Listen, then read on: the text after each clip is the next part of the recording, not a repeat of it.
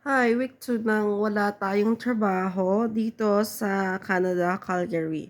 So what happened is yung termination paper ko na without a cause, naging with a cause na. After 1 week. So we're waiting for the result. I think based sa kanilang sulat na email na pinadala, ni-report daw nila ako sa IRCC.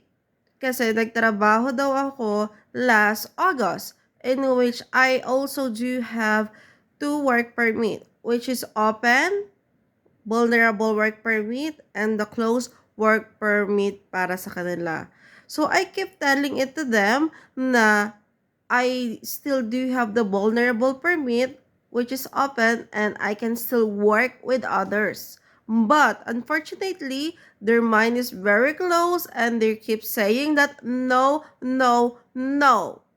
So this time, the termination with a cause ay isa yun sa mga dahilan.